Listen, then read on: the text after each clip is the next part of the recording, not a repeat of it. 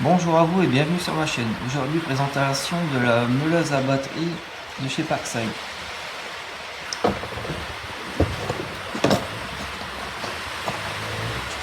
Donc voilà à quoi elle ressemble dans son coffret. Donc j'ai acheté cette version sans la batterie. En fait, je voulais acheter la version avec batterie, mais malheureusement, il n'y avait plus que ça. Donc, étant donné que j'avais déjà d'autres machines, je me suis dit c'est pas bien méchant, puis au pire, des batteries ça se trouve. Donc voilà à quoi elle ressemble cette meuleuse.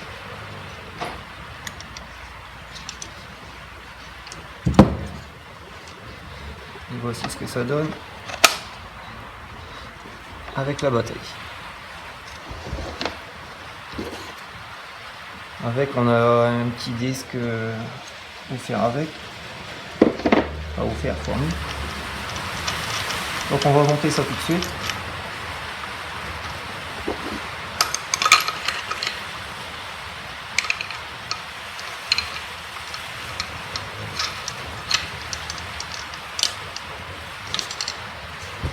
Voilà. Avec ici on a un manche.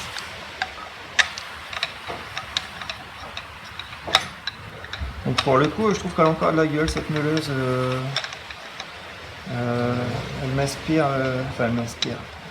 En fait vous allez voir à la fin de ma vidéo que en fait j'en suis déçu. Autant vous le dire tout de suite.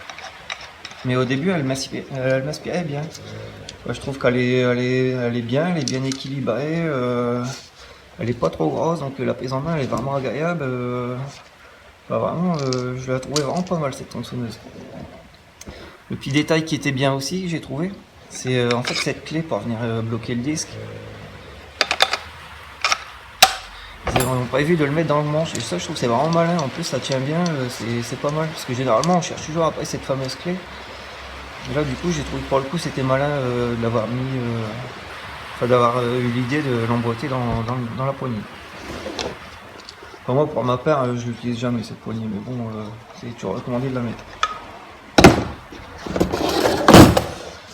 Et voilà, je sais pas si vous avez remarqué, mais en tout cas moi ça m'a choqué, c'est l'épaisseur du carter. Ça c'est une tronçonneuse normale, donc je sais pas si vous voyez la différence entre les deux carters.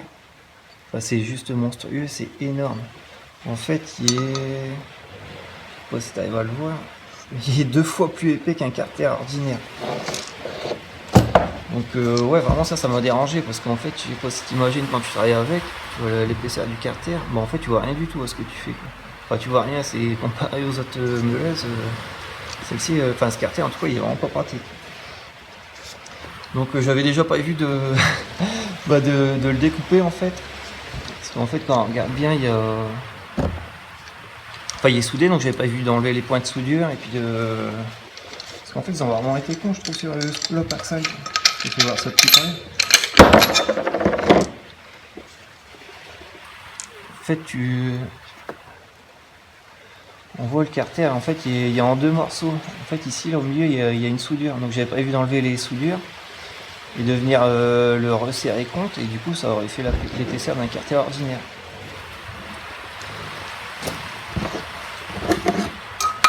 Donc, je remets le disque. Malheureusement, je vais pas pouvoir vous la présenter parce que elle est déjà morte en fait. C'est pour ça que j'en suis déçu. Déjà d'une première part déçu parce que franchement elle a rien dans le ventre. En fait quand je l'ai acheté, je me suis dit tiens je vais trier mon cuivre parce que je travaille dans la plomberie. Je me suis dit j'ai trié mon cuivre dans les tons pour voir un petit peu ce que ça vaut, quoi. Du coup je m'en sers et les premières barres de cuivre que je coupe, une grosse pourtant, hein.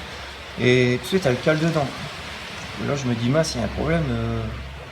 Il y a un problème. Du coup, enfin bref, au bout de plusieurs tentatives, parce qu'elle a quand même calé 3 fois pour couper un tuyau de cuivre. Donc c'était pas terrible, j'étais vraiment deg d'avoir acheté ça. Du coup, dessus, j'y mets un disque inox. Alors, ça, c'est des disques très fins.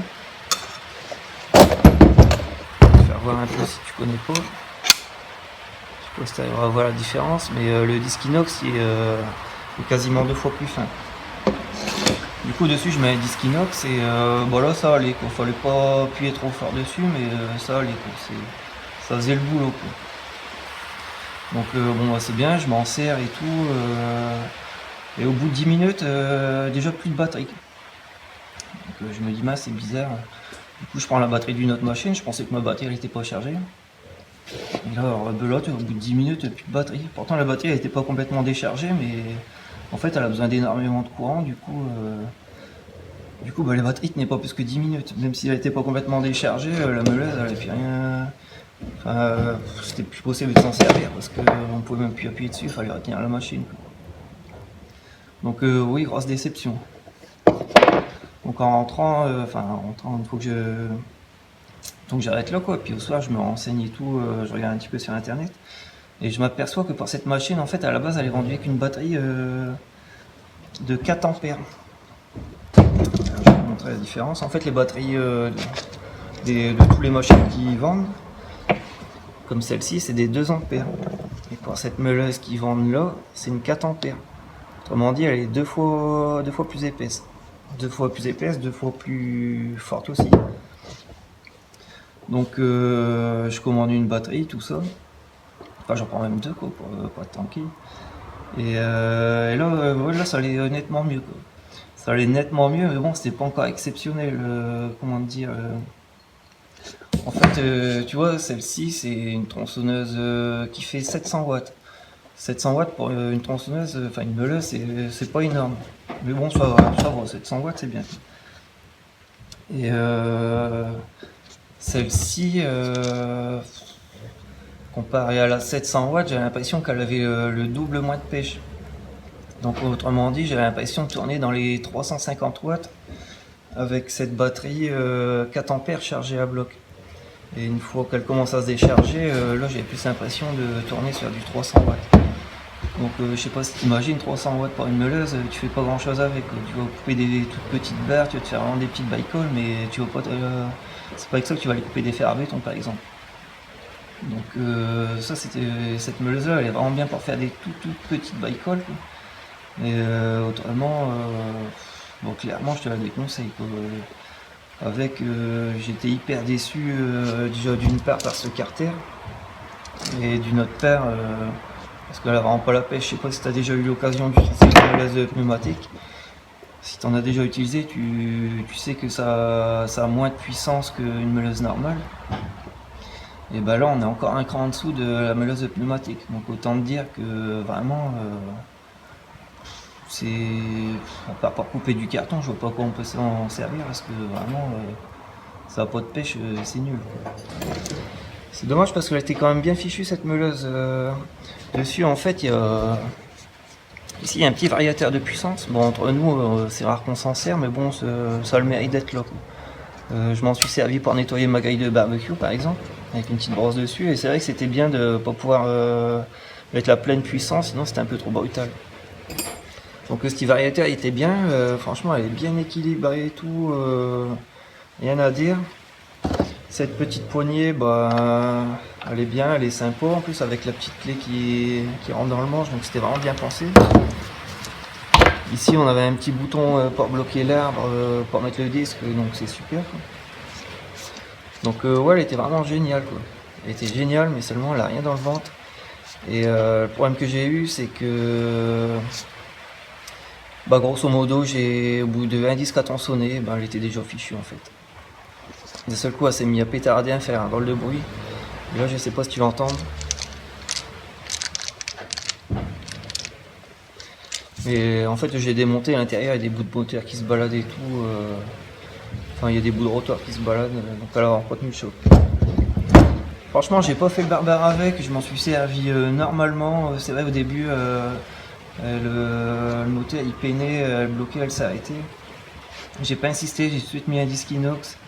J'ai vu qu'avec la batterie 2 ampères ça n'allait pas, j'ai rapidement acheté une batterie 4 ampères. Et avec la 4 ampères je m'en suis servi un petit peu. Et au bout d'un disque à tronçonner, ben, enfin un disque et demi peut-être, ben voilà, le moteur il a lâché, quoi. Donc ouais, j'en suis vraiment super déçu. En plus quand elle a lâché, ben, je coupais vraiment de la toute petite tige filetée. Donc vraiment je forçais pas du tout avec, quoi. Donc ouais, vraiment hyper déçu. Vraiment déçu. pourtant Parkside, je suis le premier à dire que c'est du bon matos, enfin du bon matos. Je suis le premier à dire que le rapport qualité-prix il est super. Des outils Parkside, ça fait une quinzaine d'années que j'en achète, depuis le début en fait. Et j'en ai toujours été super satisfait.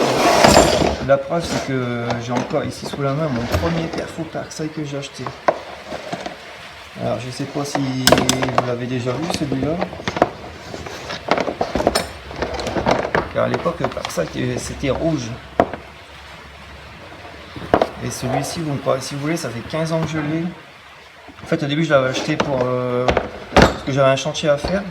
Et puis bon, j'étais curieux de voir ce que ça donnait, parce que c'était vraiment pas cher. Puis ce qui était bien avec cette perceuse, enfin ce perfo, c'est qu'en plus on pouvait mettre un burin dessus. Et à l'époque, c'était rare d'avoir des perceuses avec un burin, surtout à ces prix-là. Donc je me suis dit, je vais acheter ça. Si ça fait le chantier, ben, ça aura fait le boulot et c'est très bien quoi.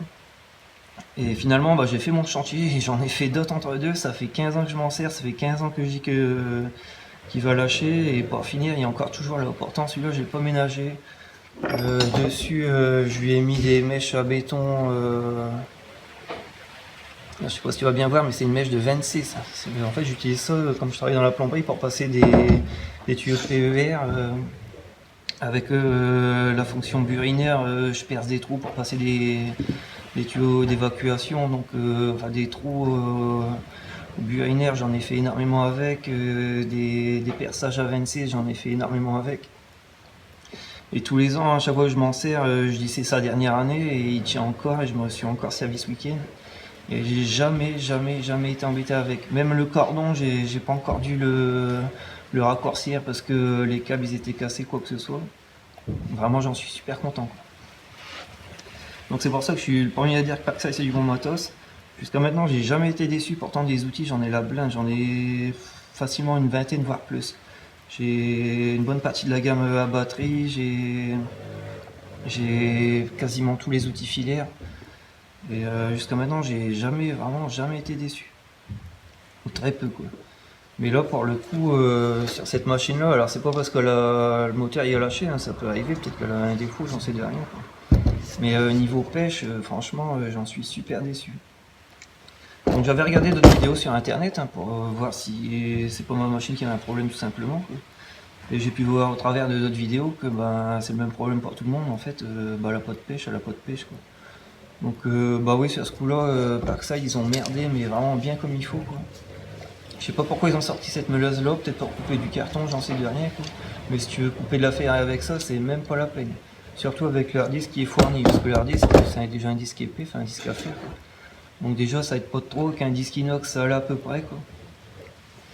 Donc voilà quoi. En plus le truc que je trouve vraiment nul c'est de la vendre sans batterie.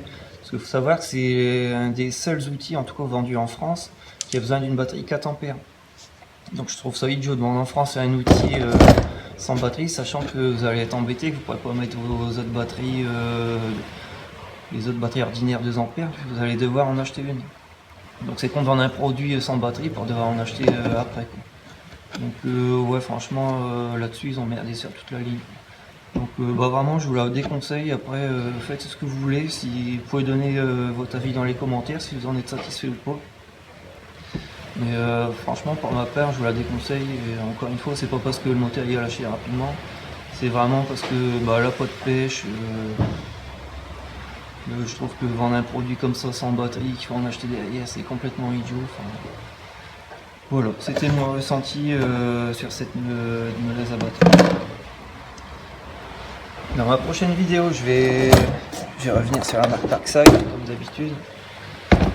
Je vais vous présenter la 6 sabre. Donc par contre elle j'en suis super content, je m'en suis pas mal servi, j'ai déjà bien bossé avec. Et franchement elle va super bien, en plus elle est pas très gourmande en batterie, donc même avec les petites batteries 2 ampères elle tient le coup. Donc bah, si tu veux voir cette vidéo sur la 6 sabre, je t'invite à activer la clochette de notification. Si ma vidéo elle t'a plu, bah, mets un petit pouce, ça me fera plaisir, et si ma chaîne te plaît, bah, abonne-toi. Sur ce, je te dis à bientôt, portez-vous bien.